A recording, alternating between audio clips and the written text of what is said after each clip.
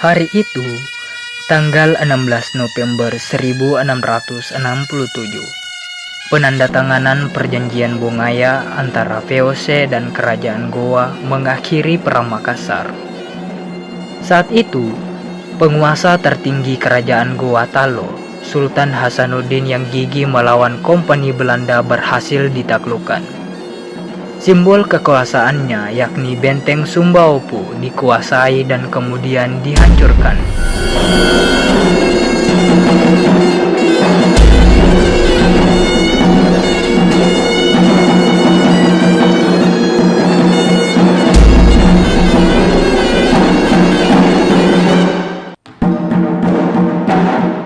Banyak pembesar kerajaan maupun dari negeri sekutu melanjutkan perlawanan dengan keluar dari Sulawesi Selatan.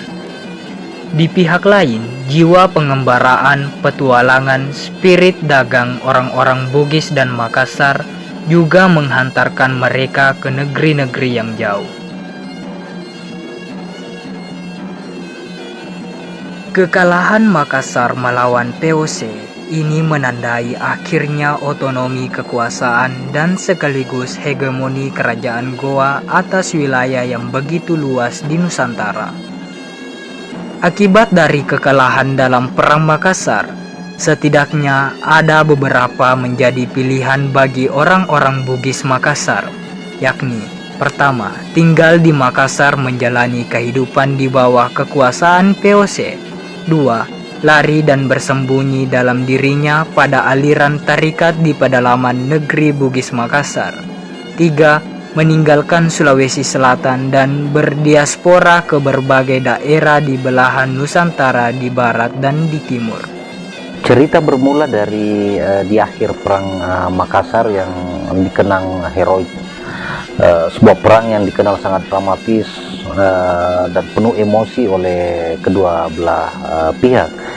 Meskipun kemudian akhirnya Makassar menyerah, tetap perlawanan ini terus berlangsung. Leonard Andaya misalnya menyebut perang Makassar itu melawan Kompani sebagai sebuah perang yang tak pernah tuntas.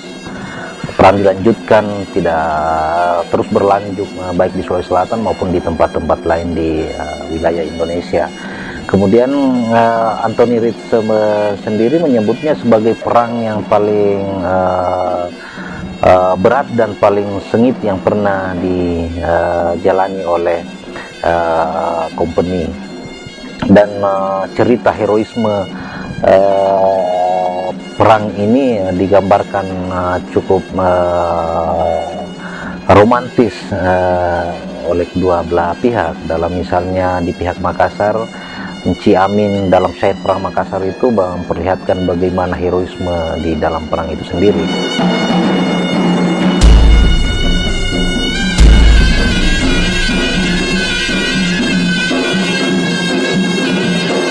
Namun yang terpenting dalam hubungannya dengan migrasi, heroisme dari yang terus terbawa di akhir Perang Makassar ini kemudian menjadi babakan baru dan penting dalam proses migrasi orang-orang Bugis Makassar di akhir abad ke-17 dan di awal abad ke-18.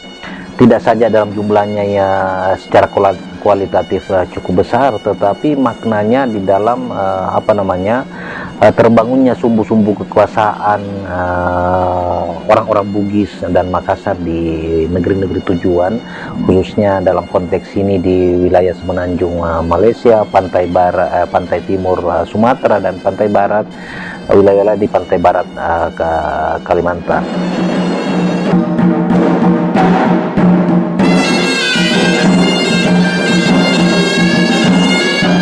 Setidaknya ada dua hal yang terkait langsung dengan migrasi besar-besaran orang Bugis Makassar di akhir abad ke-17 dan di awal abad ke-18. Yang pertama itu usaha menegakkan siri atau harga diri. Mereka tidak mau tunduk kepada Kompani, dan mereka kemudian melanjutkan perlawanan di tempat-tempat lain atau mencoba usaha-usaha lain di tempat tujuan mereka. Jadi migrasi itu sangat ditentukan oleh untuk menegakkan harga diri mereka. Yang kedua, kebesaran migrasi ya, itu juga ditentukan karena nilai atau spirit dari para perantau orang-orang Bugis dan Makassar itu sendiri. Ada pepatah lokal di Sulawesi Selatan mengatakan bahwa dimanapun perahu bersandar, disitulah kenanganmu berlabuh. Jadi berarti Lopi atau perahu sebagai mikrokosmos, simbol perantauan orang Bugis Makassar itu, dan ketika bersandar di sebuah dermaga yang kemudian menjadi pintu gerbang sebuah dunia yang maha luas, tanah yang kemudian menjadi tempat tujuan itu yang menyimbolkan sebagai makrokosmos, dan Lopi yang mengantarkan itu ke sebuah dermaga itu kemudian sebagai tempat berlabuh, dan di sanalah sebuah ingatan, sebuah memori harus dibangun, harus dikenang dan seterusnya. Dan untuk bagaimana mengenangnya, bagaimana membangunnya itu ada spirit besar yang dibawa oleh orang Bugis Makassar itu, menegakkan harga dirinya di tempat yang baru tersebut, dengan berusaha menjadi penentu di dalam aktivitas sosial politik di tempat yang baru tersebut. Nah, prinsip itu juga sebenarnya menyebabkan migrasi mereka menjadi cepat menjadi bagian utama di mana di masyarakat di mana mereka datang, karena orang-orang Bugis itu masuk dalam struktur kekerabatan di mana di negeri yang mereka tuju. Jadi itu menandai setidaknya dua hal tersebut itu menjadi penentu bagaimana kesuksesan migrasi besar di akhir abad ke-17 dan awal abad ke-18.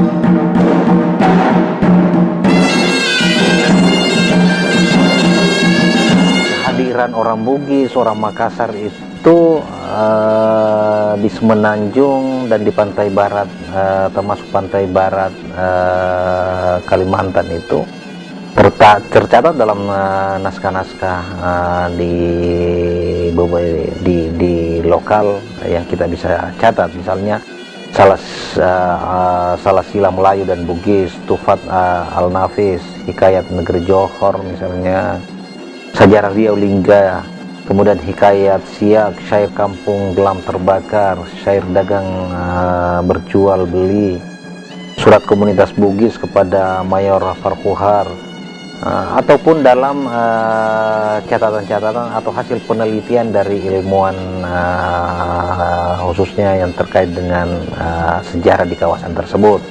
Misalnya di konteks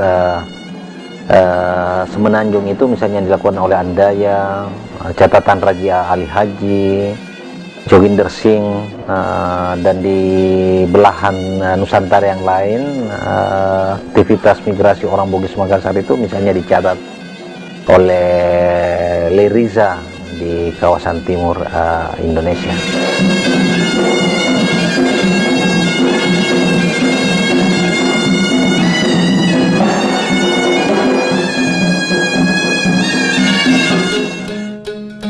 Dari tanah Luwu, negeri sekutu kerajaan Goa, dimulai pengembaraan 5 Opu yang kemudian memberi pengaruh besar pada kawasan di Semenanjung Malaya.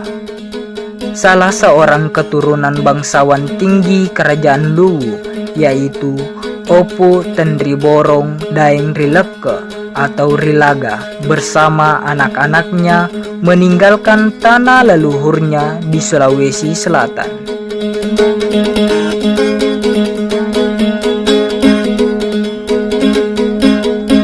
Pada saat yang hampir bersamaan dengan pengembaraan para Opu itu di negeri Melayu, suatu hari di bulan Agustus 1699, Sultan Mahmud Shah II mangkat karena ditikam oleh Lasemana Megat Seri Rama dalam peristiwa yang disebut tragedi Saulas Nangka.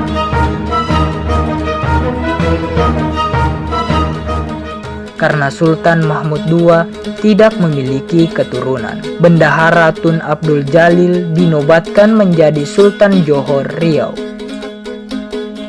Pada tahun 1718, Raja Kecik dari Pangaruyung yang mengaku sebagai Sultan Mahmud Shah II menyerang Johor dengan bantuan orang-orang Selat dari Singapura. Sebelum itu, Raja Kecik meminta bantuan kepada putra Bugis 5 bersaudara, tetapi kemudian dibatalkan secara sepihak setelah ada kesepakatan dengan orang Selat. Raja Kecik setelah mengalahkan Johor Riau mengangkat dirinya sebagai raja. Dalam perlawanannya, Tun Abdul Jalil terbunuh dan anak-anak melanjutkan perlawanannya di bawah pimpinan Tengku Sulaiman.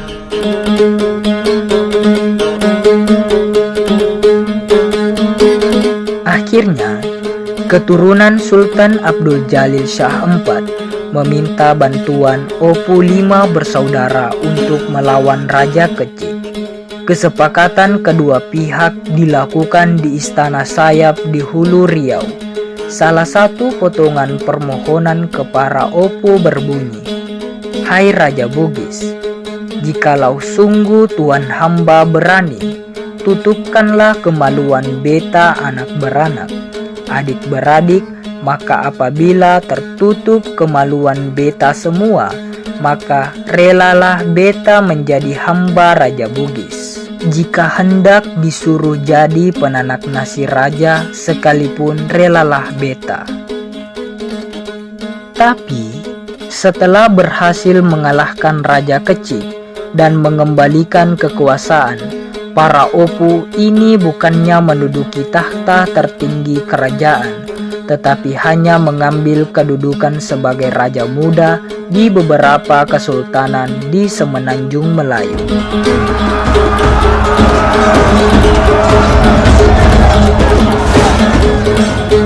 Jadi dekade Opu Tendri Boron dari Leke ini dari Laga ini dan terutama anak-anak mereka yang dikenal sebagai 5 Opu itu sebuah dekade yang penting dari sebuah pembangunan kekuasaan politik di Semenanjung Malaya dan di pantai barat Kalimantan. Karena keturunannya mereka lah yang kemudian menjadi penguasa, raja, sultan di atau orang-orang besar, bahkan sastrawan di tempat-tempat tersebut.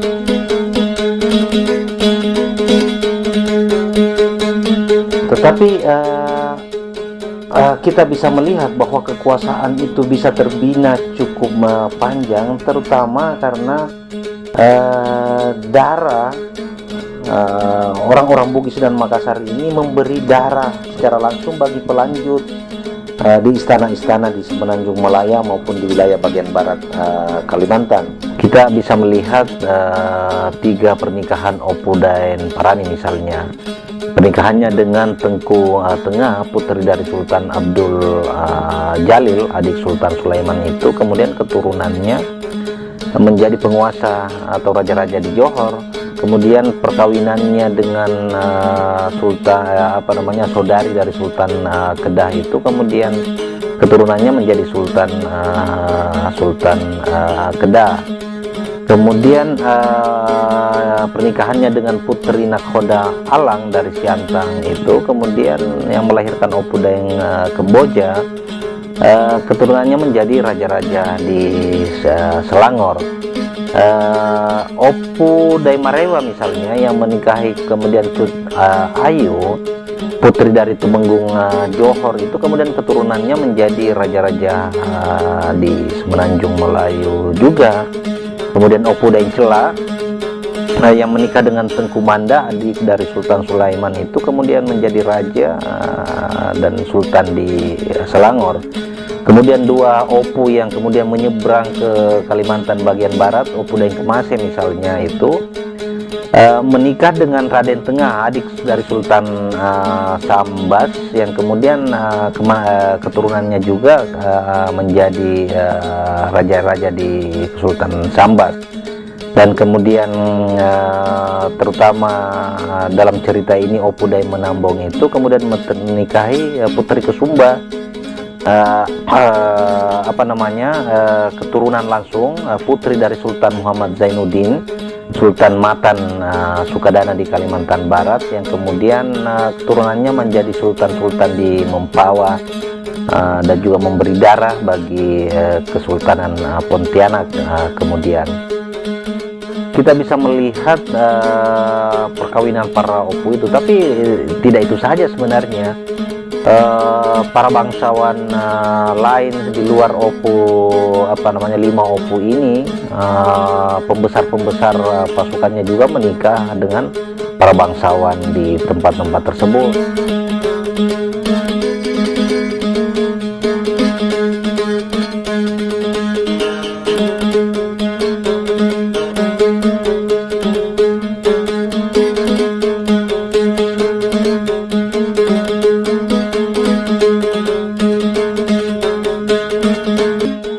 Pernikahan itulah yang kemudian kita bisa lihat bahwa bagaimana darah mereka itu mengalir kalau di Semenanjung Malaya sekurangnya di 13 kerajaan atau negeri di Malaysia yang terus kita bisa lihat jejaknya hingga hari ini. Misalnya di antaranya Johor, kemudian Selangor, Pahang, Kedah, Negeri Sembilan, Perlak, Perlis, Perak tadi, Perlis, Terengganu, Kelantan, Malaka, Sabah, Sarawak, dan Pulau Pinang misalnya. Darah penguasanya itu, darah Bugis Makassarnya cukup kental. Begitupun di bagian terutama di Sambas, kemudian Mempawah, dan juga kemudian Pontianak.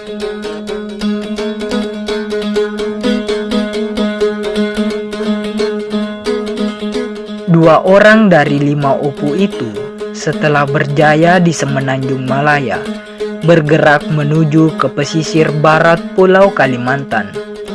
Opu Daeng Kemase mengembara ke Kesultanan Sambas dan Opu Daeng Menambon ke Kesultanan Matan Sukadana. Pintu masuk Opu Daeng Menambon berkuasa di Kalimantan Barat berawal saat membantu Sultan Zainuddin dari Kerajaan Matan Tanjung Pura yang ditawan oleh adik kandungnya Pangeran Agung. Adanya surat dari salah satu Panglima Sultan Zainuddin yang minta bantuan kepada dia, ya kan, karena orang-orang anak buah Sultan Zainuddin itu sudah tahu bahwa di daerah Riau dan sekitarnya itu ada 5 orang yang kuat, yang hebat gitu Bang, yang dikatakan Belanda tadi bajak laut. Belanda, Inggris mengatakan bahwa Opu 5 saudara ini bajak laut. Karena apa? Karena dia sering merampas kapal-kapal mereka. Jadi dikeluarkanlah opini, asumsi bahwa ini makanya di Tenggaranya ada 5 orang sakti, gitu kan, 50 sakti. Minta tolong sama beliau itu tadi, minta tolong supaya membebaskan dia ini dari tahanan masjid, tahanan rumah rasanya kan. Setelah mengembalikan kekuasaan Sultan Zainuddin, Opu Daeng Menambon menikahi putri Sultan Zainuddin, yakni Dayang Suhaira, yang bergelar Sinuhun Ratu Agung Kesumba. pada tahun 1727 setelah meninggalnya Panembahan Sengau yang merupakan mertua Sultan Zainuddin, maka diangkatlah Opu Daeng Menambon menggantikannya menjadi Raja Bangkula Rajakan yang berkedudukan di Bahana Pekana. Kerajaan ini merupakan simbol kekuasaan politik lokal, khususnya penguasa bagi wilayah pedalaman, termasuk bagi orang-orang Dayak. Saat kerajaan Bangkula Rajakan diperintah oleh Pati Gumantar, ia mendirikan salah satu istananya di Gunung Tiong Kandang, yang kemudian diberinya nama Sebukit Rama, yang bermakna sebuah bukit, raya, jaya, agung, dan mulia.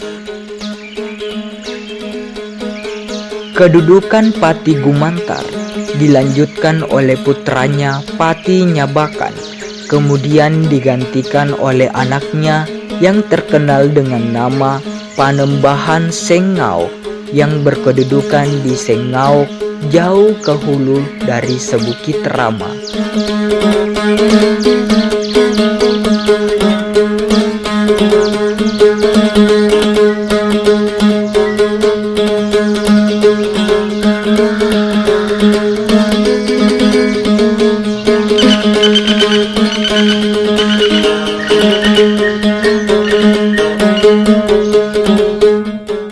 Di saat yang bersamaan, pondasi kerajaan Mempawah yang dibangun Opu Daeng Menambon ditopang oleh kehadiran dan peran Habib Syed Hussein Al-Qadri. Selain sebagai tokoh utama dalam penyebaran agama Islam di Mempawah dan sekitarnya, kedudukannya juga penting dalam memberi nasihat dan pertimbangan bagi kerajaan Mempawah. Peran besar Habib Hussein menyebabkannya dikenal pula sebagai Tuan Besar Mempawah. Setelah Opu Daeng Menambon berkedudukan di Sebukit, maka dia meminta Habib Hussein untuk pindah ke Sebukit dan menjalankan syiar Islam di Mempawah.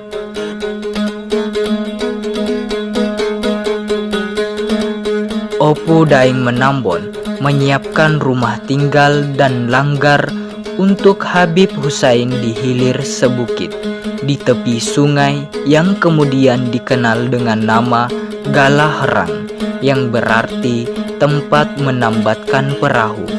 Tempat itu terkenal di zamannya sebagai tempat mendapatkan ilmu, terutama ilmu agama Islam.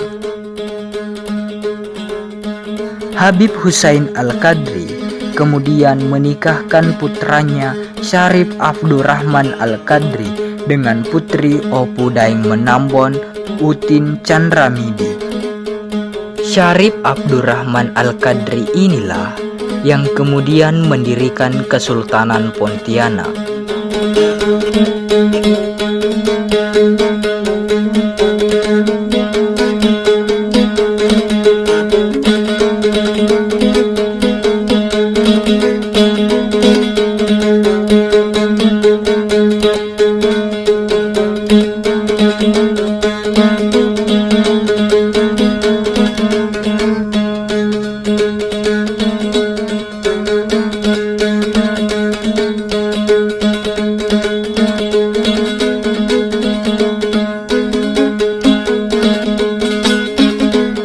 Nama kerajaan Bangkula Rajakan diganti dengan nama Mempawah. Pemindahan dan pembangunan ibu kota kerajaan ini menjadi cikal berdirinya istana yang kemudian terkenal dengan nama Keraton Amantubillah wa Rasuli Allah, atau yakin kepada Allah Subhanahu wa Ta'ala dan yakin kepada rasul-rasulnya.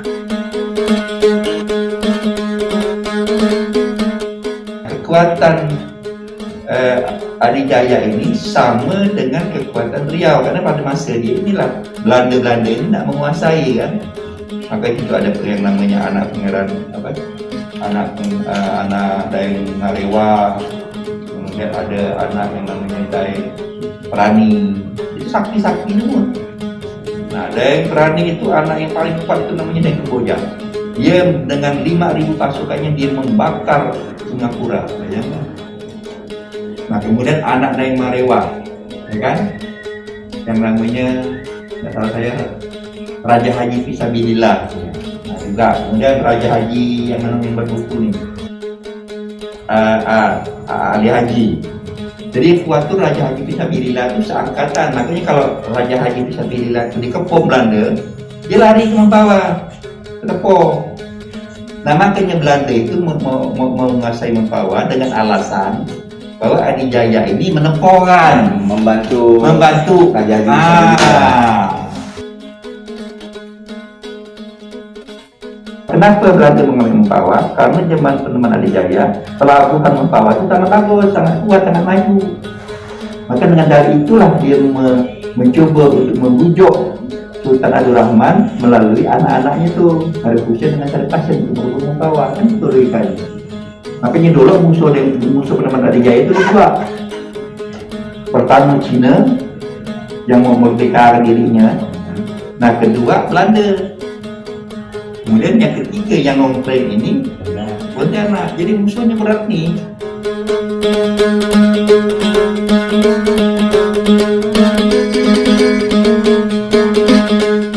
Tan Kafi, Tan Yunus, Tan Baiduri, Danjung Lano dibantu dari Riau. Nah, semuanya itu bantu tuh. Nah, itulah prosesi Mempawah.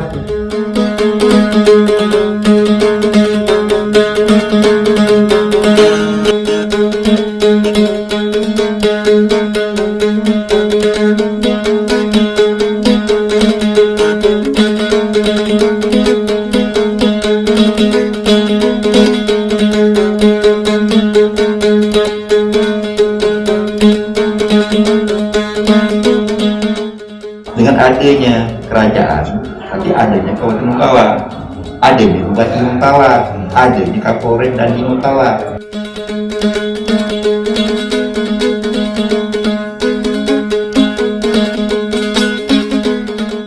Yang setelah berdirinya Kerajaan Mempawah, penggunaan nama Opu Daeng Menambon sebagai nama jalan utama, gedung pertemuan hingga tempat olahraga dan lain-lain di ibu kota Kabupaten Mempawah saat ini menyiratkan bahwa ketokohannya tidak tertandingi dalam lintasan sejarah Mempawah.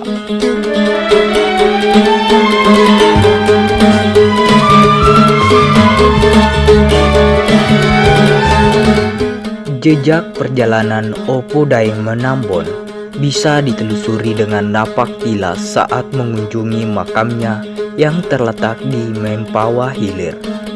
Makamnya terletak di atas sebuah bukit yang konon dahulu kala dipilih oleh Opu Daeng Menambon untuk meletakkan pondasi kekuasaan politik dan sekaligus konsolidasi dalam penyebaran Islam ke wilayah sekitarnya. Beberapa meter mendekati puncak bukit, terdapat tempat duduk dari batu yang diyakini sebagai tempat Opu Daeng Menambon biasa melakukan perenungan dan duduk tapakur. Tepat di puncak bukit, terdapat tunas kayu ulin yang disebut tetap hidup meski tidak memiliki ranting dan daun. Tunas kayu itu dipercaya sebagai tempat Daeng Menambon mengikatkan ayam jagonya. Pendapat lain menyebutkan tunas kayu tersebut merupakan penanda pusat bukit atau pusat kekuasaan kerajaan Mempawah. Alasan mengapa bukit ini dipilih akan terasa saat berada di puncak saat kita mencoba memperhatikan sekeliling kaki bukit dan lembah-lembahnya, sungai yang tampak tenang meliuk-liuk mengitari bukir, maupun saat mencoba memandang di kejauhan di mana dengan mudah kita bisa mempersiapkan strategi baik saat menyerang maupun saat bertahan. tampak jelas bahwa bagaimana kokohnya bukit ini sebagai benteng pertahanan sekaligus tempat tinggal yang tenang. Festival utama yang dilakukan tahunan sejak lama di Mempawah terkait langsung dengan kehadiran Opu Daeng Menambon, namanya Festival Robo-Robo, yakni sebuah festival yang dipusatkan di muara Sungai Mempawah sebagai monumen pengingat napas tilas kehadiran Opu Daeng Menambon bersama permaisurinya Putri Kesumba di Mempawah. Festival yang dirayakan dengan upacara adat untuk mengenang kebesaran warisan kerajaan Opu Daeng Menambon, yaitu Kerajaan Mempawah yang dipusatkan di Istana Amantubillah Fisabilillah Kota Mempawah.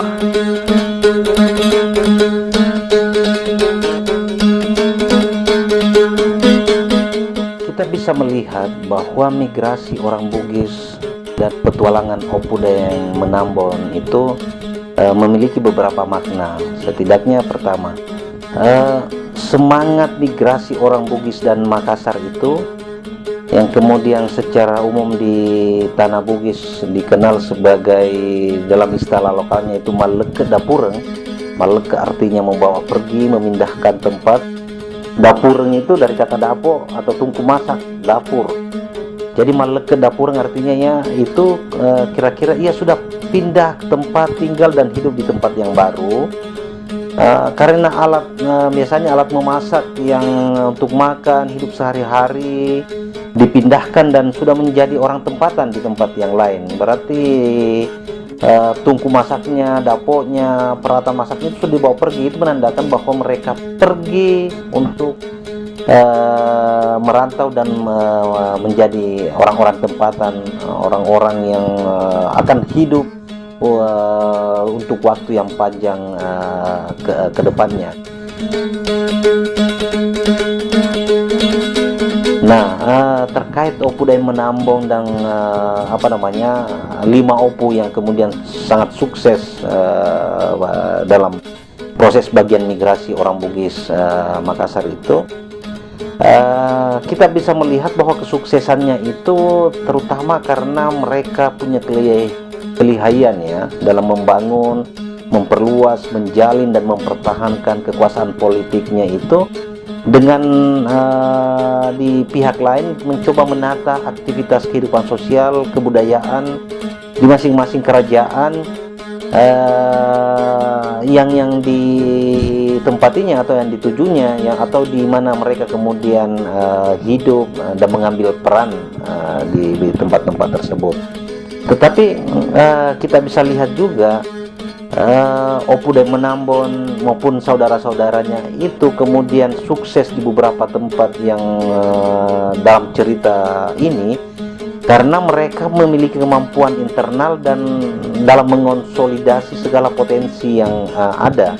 Kita bisa lihat bahwa selain misalnya jejaring politik yang dimiliki oleh kelima Opu ini,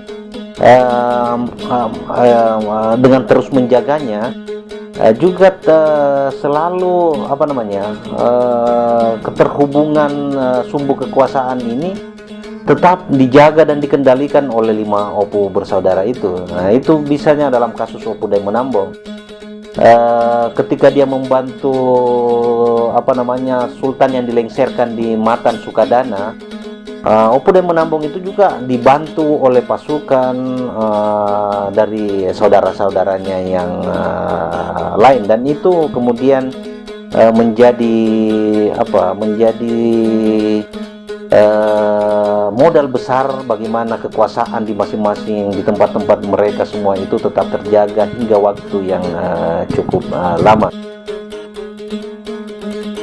Kira-kira kita bisa mengatakan bahwa Opu Daeng Menambon dan maupun 5 bersaudara yang lain itu yang kemudian warisannya hingga hari ini kita bisa lihat dengan sangat jelas bagaimana kebesaran warisan mereka itu dibangun dari jalinan dan relasi politik dalam konteks regional yang kemudian menghubungkan mereka antara Sumatera, Kalimantan, Semenanjung Malaya dan wilayah yang lebih luas lagi, dan bagaimana keterlibatan mereka dalam intrik-intrik politik di tempat lokal. Jadi mereka cukup lihai untuk segera masuk dalam mengambil peran dalam intrik-intrik politik lokal atau politik kekuasaan di beberapa istana yang terjadi pada saat itu. Tapi itu tidak cukup di situ, mereka kemudian cukup lihai lagi untuk memperkuat itu dengan melakukan perkawinan-perkawinan politik yang kemudian membuka jalannya semakin luas dalam konsolidasi, membangun dasar-dasar kekuasaan mereka, termasuk bagaimana kemudian ketika berkuasa mereka merangkul, melibatkan tokoh-tokoh agama dalam menempati posisi penting dalam kerajaan yang mereka bina atau mereka besarkan di tempat-tempat masing-masing, dan seperti halnya Opuden Menambung di Mempawah dan sekitarnya.